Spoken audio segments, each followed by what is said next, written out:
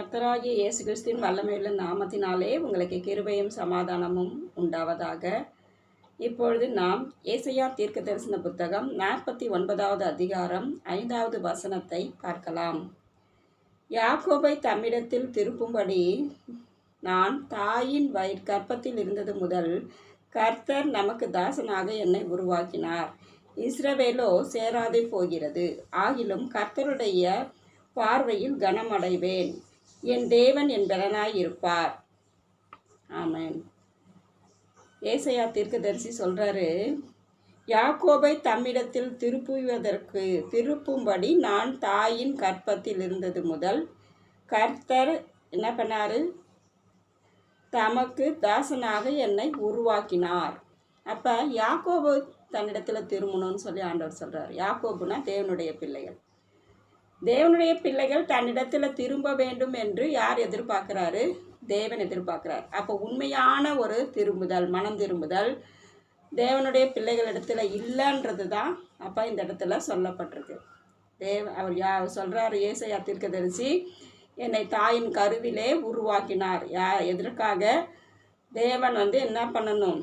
யாக்கோபை தன்னிடத்தில் தேவன் பக்கம் திருப்பணும். யாக்கோபை தேவனுடைய ஜனங்களை தேவன் பக்கம் திருப்பறதுக்காகவே ஒரு அழைப்பை தேவன் என்ன பண்ணியிருக்கிறார்? அவருக்கு வைத்திருக்கிறார்.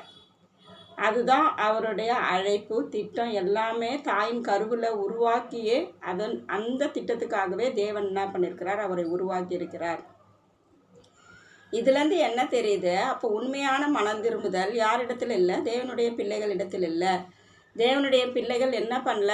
தேவனை முழு இருதயத்தோடு தேடவில்லை, தேவனுக்காக வாழவில்லை. அப்படின்றதுனால தான் தேவன் தீர்க்கதரிசிகளை எழுப்பி தேவன் என்ன பண்ணுறார்? தன்னுடைய வார்த்தைகளை கொடுத்து அவர்கள் மனம் திரும்ப வேண்டும் என்று என்ன பண்ணுறாரு? தேவன் தீர்க்கதரிசிகளை உருவாக்குகிறார். அப்படி உருவான தீர்க்கதரிசிகளில் ஒருவர் தான் ஏசாயா. அது மட்டும் இல்லை, அதே மாதிரி எரேமியாவை கூட தேவன் என்ன பண்ணுறார்? 1:5 நான் தாயின் கருவில் உருவாகும் முன்னே அவரை தெரிந்து கொண்டேன். தாயின் கர்ப்பத்திலிருந்து அவரை என்ன பண்ணியிருக்கிறேன்? நான் வேறு பிரிச்சிருக்கிறேன். என்னுடைய ஊழியத்தை செய்வதற்காக என்ன பண்ணியிருக்கிறேன்? தீர்க்கதரிசியாக நான் தெரிந்து கொண்டிருக்கிறேன்னு சொல்லி ஆண்டவர் சொல்கிறார். அப்போ தேவன் திட்டத்தையும் அவருடைய சித்தத்தையும் செய்யறதுக்காக இந்த பூமியில் நம்மளை தெரிந்து கொண்டிருக்கிறார், நம்மளை படைத்திருக்கிறார், நம்மளை இந்த பூமியில் பிறக்க வைத்திருக்கிறார். தேவனுடைய காரியங்களை செய்வதற்காக நம்மளை கருவிலேயே ட்ரெயின் பண்ணுகிறார், உருவாக்குகிறார். அப்படி உருவாக்கின ஏசாயா தீர்க்கதரிசி தான் சொல்கிறாரு, தேவன் யாக்கோபு முழுவதுமாய் எங்கே வரணும்? தேவனிடத்தில் மனம் திரும்பணும், தம்மிடத்தில் திருப்பும்படியாக. அப்போ உலகத்தை நோக்கி, உலகத்தின் பார்வையில் இருக்கிறாங்க தேவனுடைய ஜனங்கள், அவங்கள தம்மிடத்தில் திருப்பணும், முழு இருதயத்தோடு திருப்பணும் அப்படின்ற ஒரு ஆசையில் தேவன் என்ன பண்ணுறாரு? ஏசாயாவை தெரிந்து கொண்டு தாயின் கருவிலையை உருவாக்கி அவரை என்ன பண்ணுறாரு? அவருடைய ஊழியத்துக்கு அழைத்திருக்கிறார். அந்த ஊழியத்தின்படி அவர் ஊழியம் செய்திருக்கிறார். அதனால தான் என்னுடைய ஜனம் ஆனால் சேராமல் போகிறது. தேவனிடத்தில் திருப்பும்படி அவர் பேசியிருக்கிறார், தேவனுடைய வார்த்தைகளை சொல்லியிருக்கிறார். என்னுடைய ஜனம் என்ன பண்ணல, ஆனாலும் தேவனிடத்தில் சேரலை அப்படின்னு சொல்லி அவர் மனதார அவர் என்ன சொல்கிறாரு? கவலையோடு இந்த காரியத்தை சொல்கிறாரு. அது மட்டும் இல்லை, இஸ்ரவேலே சேராது போகிறது அப்படின்னு சொல்கிறார். ஆகிலும் கர்த்தருடைய பார்வையில் கனமடைவேன். நான் சொல்கிற வார்த்தைக்கு தேவன் என்ன பேச சொல்கிறாரோ அதை நான் பேசிடுறேன்.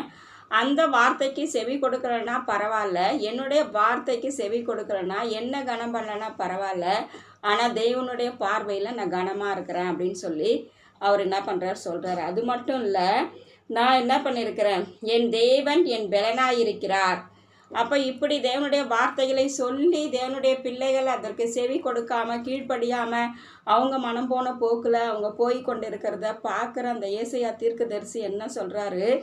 நான் என்ன பண்ணுவேன்? அவங்க கேட்டாலும் கேட்காட்டாலும் தேவனுடைய பார்வையில் நான் கனம் பெற்றிருக்கிறேன். அது மட்டும் இல்லை, தேவன் என் பலனாய் இருக்கிறார் அப்படின்னு சொல்லி என்ன பண்ணுறாரு? அவர் சொல்கிறார். அப்போ என்னுடைய பலனாய் தேவன் இருக்கிறார்.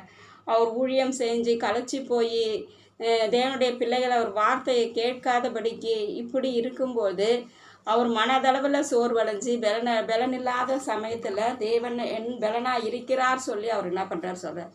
இப்படி அநேக ஊழியக்காரர்கள் தங்கள் ஊழியத்தை நேர்த்தியாய் செய்தாலும், தேவனுடைய பிள்ளைகளிடத்தில் தேவனுடைய வார்த்தைகளை பகிர்ந்து கொண்டாலும் அதுக்கு கீழ்ப்படியாமல், தேவனுடைய வார்த்தைக்கு கீழ்ப்படியாமல், பயப்படாமல், தேவன் பக்கம் சேராமல், இன்றைக்கி ஜெபிக்கணும் வாங்கன்னு சொன்னால் வராமல், தேவனை ஆராதிக்கணும்னா முன் வராமல், உபவாச ஜெபம் பண்ணணும் வாங்கன்னா முன் வராமல், ஆலயத்துக்கே ஒழுங்காக சரியாக வாரந்தோறும் வராமல், இப்படி எத்தனையோ தேவனுடைய பிள்ளைகள் என்ன பண்ணியிருக்கிறாங்க, உலகத்தை நோக்கி கொண்டிருக்கிறார்கள், உலக பார்வையில் உலகத்தை பார்த்து கொண்டிருக்கிறார்கள். அதனால தான் தேவன் சொல்கிறாரு, தம்முடைய பக்கம் என் பக்கம் திரும்பணும்னு சொல்லி தான் நான் என்ன பண்ணியிருக்கிறேன், நான் ஏசையா தெரிந்து கொண்டிருக்கிறேன்னு சொல்கிறார். அப்போ ஏசையா தீர்க்கதரிசி என்ன சொல்கிறாரு, யாக்கோபை தேவனிடத்தில் திருப்பத்துக்காகத்தான் என்னை தேவன் தெரிஞ்சுக்கிட்டாரு, ஆனாலும் என்னுடைய சொல்லை கேட்க மாட்டுறாங்க, தேவனுடைய வார்த்தையை கேட்க மாட்டுறாங்க, தேவன் பக்கம் திரும்ப மாட்டுறாங்க, அந்த ஜனம் தேவனிடத்தில் சேராமல் போயிருக்கிறாங்கன்னு சொல்லி அவர் வியாகுலப்படுறார். ஆனாலும் நான் பட்ட கஷ்டம், வேதனை, நான் உழைச்ச உழைப்பு, நான் ஊழியம் செய்த காரியத்தில் தேவன் என்னை கனப்படுத்துவார். அது மட்டும் இல்லை, தேவன் எனக்கு பலனாக இருப்பார். நான் எதிலெல்லாம் என்னுடைய பலனை செலவழித்தனோ அதுக்கெல்லாம் தேவன் என் பலனாக இருப்பார்னு சொல்லி அவர் என்ன பண்ணுறாரு சொல்கிறாரு. யோவான் 12:26 ஒருவன் எனக்கு ஊழியம் செய்தால் பிதாவானவர் என்னை கனம் பண்ணுவார். அப்போ பிதாவானவர் அவரை கனம் பண்ணுவார். ஊழியம் யார் செய்கிறாங்களோ அவங்களோடு கூட தேவன் இருப்பார், அவங்களை கனம் பண்ணுவார்னு சொல்லி சொல்லப்பட்டிருக்கு. அப்போ யார் கனம் பண்ணுறாங்க, மனுஷர்கள் கனம் பண்ணுறாங்களோ பண்ணலையோ அதை பற்றி கவலை இல்லை, தேவன் அவர்களை என்ன பண்ணுவார், கனம் பண்ணுவார் அப்படின்னு சொல்லிட்டு அந்த வசனத்தில் சொல்லப்பட்டிருக்கு. அதே மாதிரி ஆபகுப்பில் சொல்லப்பட்டிருக்கு 3:19 ஆபகுப்பில் என்ன சொல்லப்பட்டிருக்கு, ஆண்டவராகிய கர்த்தர் என் பலனாயிருக்கிறார். யார், கர்த்தர் என் பலன். அப்போ அவர் தான் என்னது, என்னுடைய பலனாக இருக்கிறார் அப்படின்னு சொல்லிட்டு என்ன பண்ணிருக்கு, ஆபகுப்பில் சொல்லப்பட்டிருக்கு. அப்போ தேவன் நமக்கு பலனாக இருக்கும்போது நம்ம என்ன பண்ண தேவையில்ல, கவலைப்பட தேவையில்ல. நம்ம பலவீனத்தில் தேவன் பரிபூர்ண பலத்தை நமக்கு கொடுப்பார். நம்ம இருதய அளவில் சோர்ந்து போயிருந்தாலும், மனதளவில் சோர்ந்து போயிருந்தாலும், சரீர அளவில் சோர்ந்து போயிருந்தாலும், ஊழியம் செஞ்சு ஓடி ஓடி ஓடி இந்த ஜனங்களுக்கு வார்த்தைகளை சொல்லி நம்ம களைச்சி போயிட்டோமேன்னு சொல்லி நம்ம சோர்வடைஞ்சு போயிருந்தாலும் தேவன் அவர் என்ன பண்ணுறாரு, அவர் நமக்கு பலத்தை கொடுக்குறார்.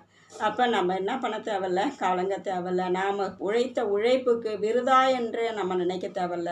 அதற்கேற்ற பலனை தேவன் நமக்கு என்ன பண்ணுவார், கண்டிப்பாக கொடுப்பார். அப்போ ஊழியக்காரங்களும் சரி, விசுவாசிகளும் சரி, நமக்கு நேராக ஒரு வார்த்தை கடந்து வரும்பொழுது மனம் திரும்பணும், தேவனிடத்தில் திரும்பணுன்ற வார்த்தை தான் என்ன பண்ண இந்த பொழுது தேவன் நம்மளை நோக்கி பேசி கொண்டிருக்கிறார்.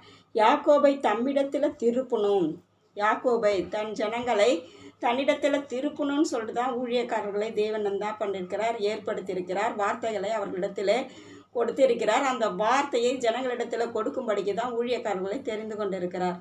அவர்கள் வார்த்தைகளை தேவ ஜனங்கள் என்ன பண்ணும், கேட்டு கீழ்ப்படிந்து அவர் பக்கம் மனம் திரும்பும்போது, அவரண்டை திரும்பும்போது தேவன் என்ன பண்ணுறாரு, அவர்களை ஆசீர்வதிக்க வல்லவராயிருக்கிறார்.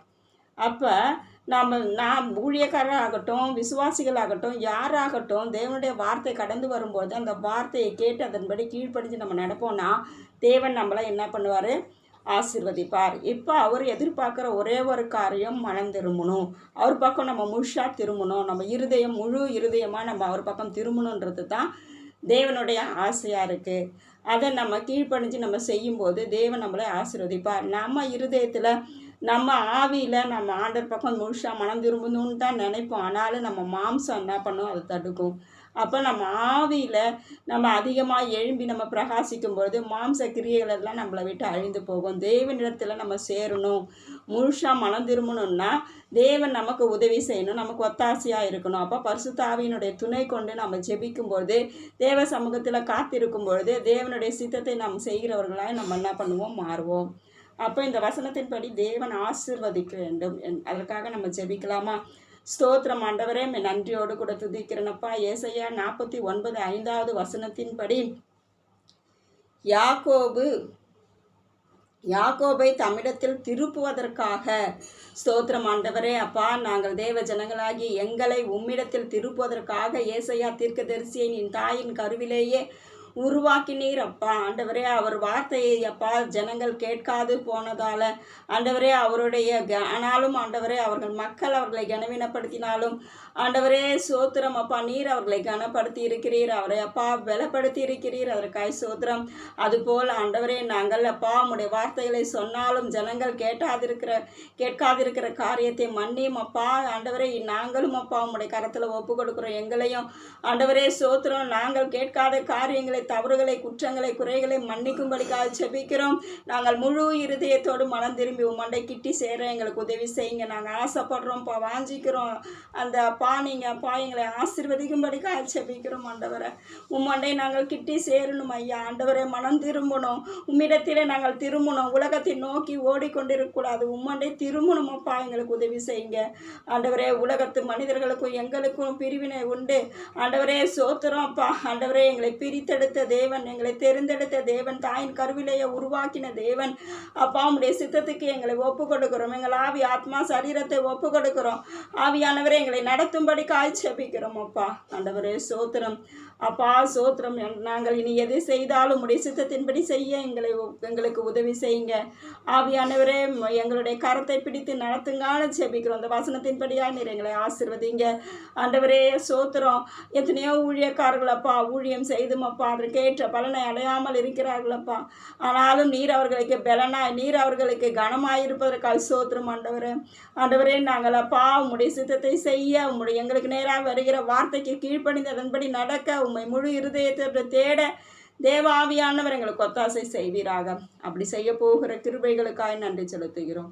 இயேசுவின் மூலம் துதி சோத்திரங்களை எடுத்து படைக்கிறோம் நல்ல பிதாவே, ஆமென். இம்மட்டுமாய் நம் தேவ வார்த்தையை தியானிக்க தேவன் கொடுத்த சிலாக்கியத்திற்காய் நன்றி செலுத்துவோம். ஆமென்.